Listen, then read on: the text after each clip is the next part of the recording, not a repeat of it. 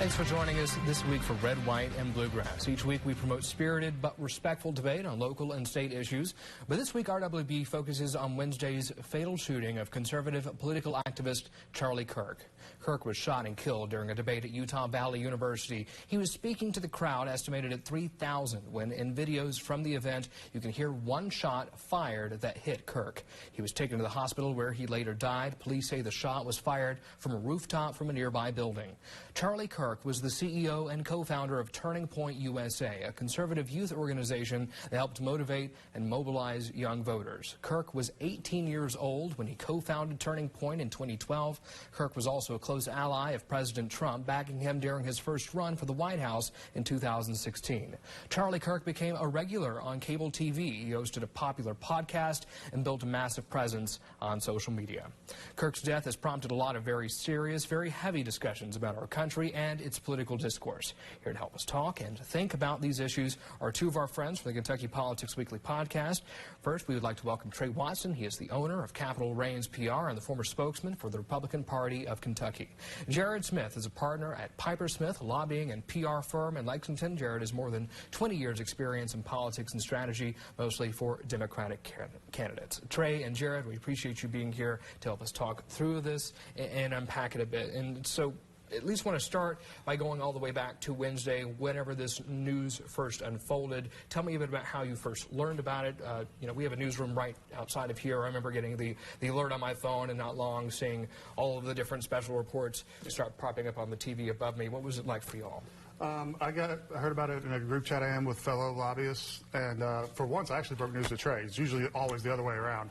I was like, Trey, did you see Charlie Kirk got shot? And he's like, oh no, which means Trey's going to go check it out. And so, like, we're wondering that, was he dead? Is he not dead? This is a horrible, horrible thing. The man's literally debating people. And then when it just came out that he was dead, I knew that his supporters had made it very clear that this was something different and that they would seek vengeance as a result. And so when it came out that he was dead, my heart was heavy for many reasons, but for what I knew lay ahead for the future of the country, mostly.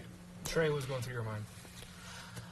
Look, I go all the way back to Gabby Giffords when that happened, and Jared and I have both been at hundreds, if not thousands, of events where if someone decides that they no longer value their life, but they want to take the lives of others, there's nothing you can do to stop something like this. I mean, the guy shot at Charlie Kirk from 200 yards away, in an elevated position. No amount of security could have stopped. I mean, I guess if they expanded whatever perimeter they had and been able to secure that building, it might have stopped it. But once the guy got up there was nothing that could have been done to stop it. But it would have been true if he was in the crowd and walked up close with a firearm. It's once somebody no longer values their life. We've seen it time and time again. Gabby Giffords, the congressional baseball practice. January 6th, Minnesota, there's been the firebombing at Josh Shapiro's house, the governor of Pennsylvania, Nancy Pelosi's husband. It's just kidnapping, the attempt to kidnapping Gretchen Whitmer. Oh, over and over again. Two assassination attempts on the sitting president. Yeah, and just as someone who's, my mind always goes to, I have been there. And it could have been something, it could have been an event that I was at because one of the great parts about our democracy is the accessibility of elected officials, of political figures.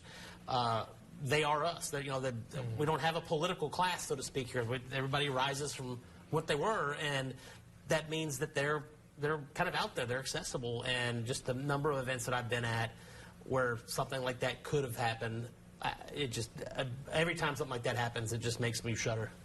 I don't know if we can disagree if there's a generalization that Americans are starting to become desensitized to these kinds of shootings. Let's not forget there was also a school shooting that happened that exact same day, a fatal one. You mentioned the Minnesota shooting and the attempted assassination of the president. Because this one was so public and also so graphic, if anybody saw the videos floating on social media, you mentioned how this one was so different. I mean, is it because of those reasons that something shifts here? Is it because of who he was? What is it that really seals it? Or is it a combination of those I think it's a combination of everything. I mean, you don't have to go back, Trey. We just named all the history of political violence. Political violence is here. It's happening in America. The question is, what are we going to do about it? I mean, because the kids are not all right. I think that is obvious. And so we have to do something. We have to, and it reminds me of, I'm not much of a Bible person, I'll be honest, but it reminds me of the great quote, blessed are the peacemakers, for they will be the children of God. And that's what we need tonight. We need peacemakers. And that's not happening online right now. We're Friday afternoon, we're taping this, and there's still a lot of steam, still a lot of tension. The bloom's about to pop, and we need to walk all that back. Yeah, you open up Twitter right now, and it's just an explosion of angst on both sides. And we'll explore a lot more of that social media reaction as we continue a bit further on. Can either of y'all think of another time in American politics where tensions felt so high? 1960s, late 60s. And that's since I've been alive. I would say even the 70s. I mean, there was a period of time there where there was, I read an article today where there was something like 20 politically tinged bombings, 2 assassination attempts on Gerald Ford specifically. Like, there was a bunch of stuff, right, kind of in a run there in the mid-70s. I mean, it goes in cycles in this country. I think what's different now is that back then it was largely around one issue. Like, it was civil rights, or it was Vietnam, or, there was kind of a driving thing. This is everywhere. There's 40 different issues. You never know when you see one of these incidents happen what the motivation of the shooter is, because who knows? Because the temperatures are so high on all sides on any number of issues. So I think that's what makes it different, is you kind of felt like in the past you had a handle on it because you knew where it was coming from. Like, you knew what the flashpoints were specifically, and you kind of knew who the players were. This is, everybody's mad all at once. Yeah, y'all have been doing this a lot longer than I have. Y'all have, seen how our politicians speak and interact both, in front of crowds and behind the scenes. Have you sensed something change in the way they talk or the way they may think about how they may approach the events moving forward, even in just, the past week? I think they are, and I think real quick to go back to really hit the nail on the head on that this is different. Normally you'd have a president that would be leading the charge to let the temperature out of the room, calm everybody down, remind us what we all have in common. And the current president will not do that, is not going to do that. To his credit, he seems like he wants to, and maybe it's, people are still grieving, and he was personally close with Charlie Kirk, and people go through cycles of grief. He'll be good Donald Trump for 5 minutes in a speech or an address or comments to the press, and then the last minute of it, be blaming the liberal media and liberal terrorists for, all he has to do is tell Laura Loomer to stop.